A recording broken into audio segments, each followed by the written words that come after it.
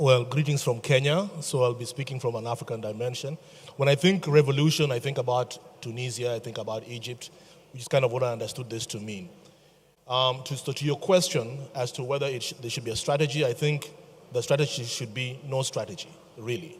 Because I think people, the population, will respond to the circumstances as they are, where they are, when they are. You cannot dictate or plan that. What is important is the following. In my mind, constitutions across Africa basically say the power is with the people. They also further go on to say that they exercise their will through representatives, assuming that representatives reflect their interests. You and I both know that that's not the case.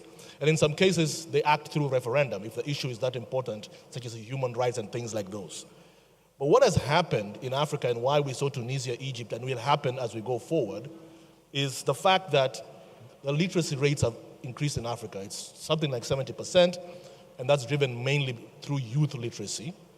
Critical is that more and more people have access to personal devices as opposed to a communal device like a TV. Personal devices. There's approximately 800 million phones in Africa today, and there's better and more affordable connectivity today. So the net effect of that is that there is expanded social networks.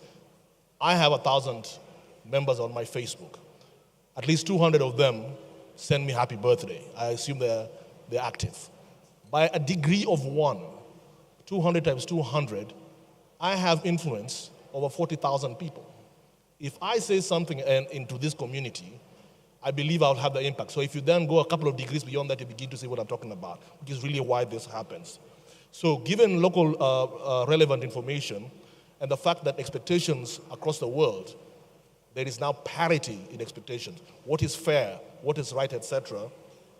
Power is really going to shift to people.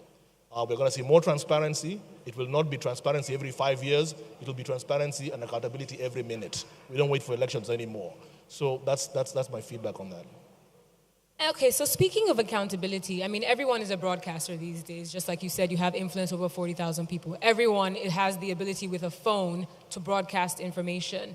And there's a concern in that because of the population or dissemination of incorrect information, which can potentially create chaos. So to the people who are listening and just from your perspective, how can we manage that? How can we possibly manage the noise and filter through people just putting out whatever they feel they want to put out because they have a gadget to do so and they have a wide reach? How are we going to be able to manage that when you're thinking from a revolutionary standpoint? How do we manage that? Because it's a bit scary if you ask me. Everyone can broadcast information, but what are they broadcasting and who is policing that as well? It's an African saying that goes, where there's smoke, there's fire. Okay? So if there's an issue that somebody needs to respond to, the fact that there are people who are unedited will communicate that faster because there's no consequences.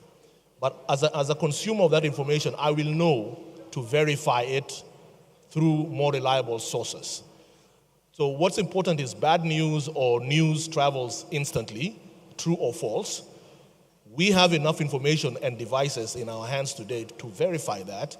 And I think organizations, formal media, as I want to look at them, their role is to do that. Self-policing, so that I may hear about an issue right now, but I would go up to the normal media because I know that before I speak too much about this guy would have done that job for me.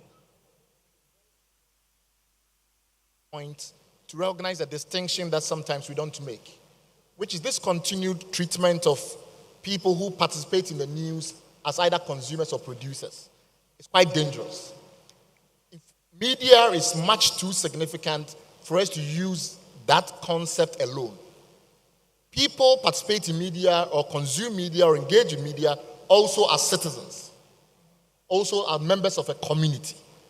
And it is true that in the past, when you had a town square, in places that were well managed, people had freedom of speech. But we also have stigma. We also have social etiquette.